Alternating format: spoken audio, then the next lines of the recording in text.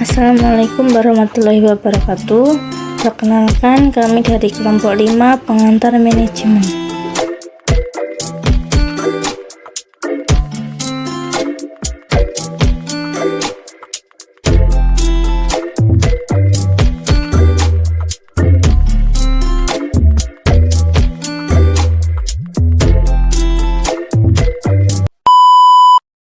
Warahmatullahi wabarakatuh. Perkenalkan, nama saya Rajab Ibrahim, NPM 2113310005. Halo, Assalamualaikum. Nama saya Krisna Sawitri, NPM 2113310017 dari kelas A1. Annyeong, perkenalkan saya Devtan Prastiwi, NPM 211331000027 dari kelas A1. Baik, terima kasih. Di sini saya akan menjelaskan sedikit hal yang paling menyenangkan berkaitan tentang belajar pengantar manajemen. Nah, yang saya tahu belajar pengantar manajemen itu bagi saya itu ya asik, bagus, dan juga banyak nilai positifnya bagi yang dapat kami ambil gitu. Itu seperti menjadi seorang pribadi yang tegas, yang bisa menuntun apa ke depan gitu. Dan juga dalam materinya kita dapat bisa mengenal yang namanya dunia perekonomian, dunia bisnis. Karena seperti seorang manajer dalam sebuah perusahaan tuh, dia bisa memimpin dan bisa memberikan apa yang dia punya kepada orang lain gitu. Itu baik, itu seperti begitu. Hal yang paling menyenangkan dalam belajar pengantar manajemen yang pasti nambah ilmu, nambah wawasan. Karena di awal-awal pertemuan itu banyak sekali istilah-istilah yang tidak saya pahami, bahkan belum pernah saya dengar sebelumnya, dan di pengantar manajemen itu dibahas. Terus materinya juga menarik karena membuka pemahaman saya. Saya juga jadi lebih paham tentang kepribadian saya. Oh, saya ini termasuk orang yang introvert, extrovert, locus of control, atau self monitoring gitu misalnya. Terus di pengantar manajemen ini kita juga belajar ketika nanti kita bekerja menjadi seorang karyawan, kita harus menjadi karyawan yang seperti apa. Terus karyawan yang baik itu kepada perusahaan itu harus bagaimana gitu. Terus kita juga belajar ketika nanti kita menjadi seorang pemimpin, kita harus menjadi pemimpin yang seperti apa. Dalam mengambil keputusan itu kita harus memperhatikan apa saja gitu.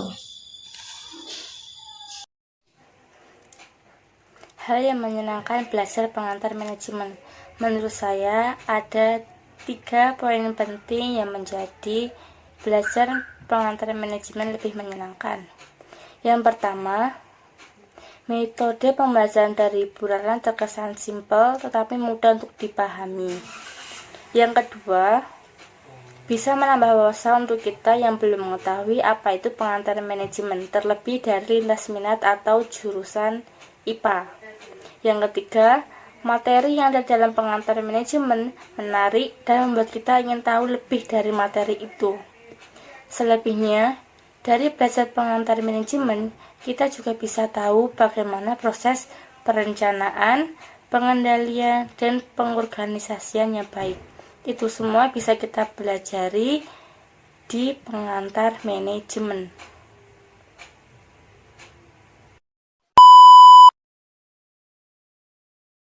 Yang tidak menyenangkan dalam belajar pengantar manajemen, bagi saya hal yang tidak menyenangkan dalam belajar pengantar manajemen itu yang pertama ya dibatasi oleh waktu, karena waktunya sangat kurang. Jadi materi-materi yang diberikan masih kurang lah, masih walaupun banyak materi tapi sedikit yang bisa kita ambil karena kita diterbatasi oleh waktu. Coba waktunya ditambah sedikit agar apa yang disampaikan kita bisa menerima dan kita bisa memberikan pertanyaan kembali atau apa. Karena waktu kan bagi saya penting juga waktu. dan penyampainya ya begitu.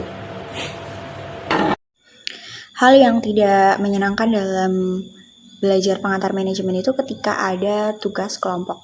Jadi bukan tugasnya, tapi lebih ke anggota kelompoknya gitu. Kan kita ini masih online ya kuliahnya, jadi kalau mau diskusi dengan kelompok itu lebih sulit, lebih susah dibandingkan kalau kita sudah tatap muka atau offline gitu. Terus setiap orang itu kan daya tangkapnya berbeda-beda ya. Nah, ketika kita diskusi itu terkadang ada satu atau sebagian dari anggota kelompok yang menangkap informasi itu berbeda dengan apa yang kita diskusikan saat itu. Jadi ketika dia mengerjakan pun pekerjaannya tidak sesuai dengan apa yang kita diskusikan saat itu. Jadi hal itu membuat anggota kelompok lain itu jadi kerja 2 kali untuk memperbaiki tugas pada saat itu. Hal yang tidak menyenangkan belajar pengantar manajemen. Menurut saya, hal yang tidak menyenangkan belajar pengantar manajemen pada saat ada tugas RTM untuk kelompok. Karena daya tampung setiap orang berbeda-beda, jadi salah satu anggota kelompok ada yang belum paham. Seharusnya, jika belum paham bisa ditanyakan ke anggota kelompok, tetapi dia lebih memilih untuk menyerahkan tanggung jawabnya ke anggota yang lain. Jadi itu membuat anggota yang lain kerja 2 kali. Dan pada saat pengumpulan tugas, RTM per orang terkadang ada yang mengumpulkannya terlambat.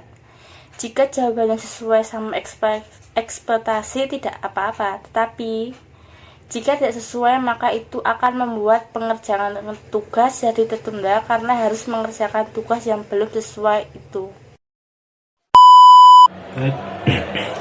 Terima kasih untuk Ibu Ratna. Terima kasih Bu Ratna, sampai bertemu di semester selanjutnya. Terima kasih Bu Ratna.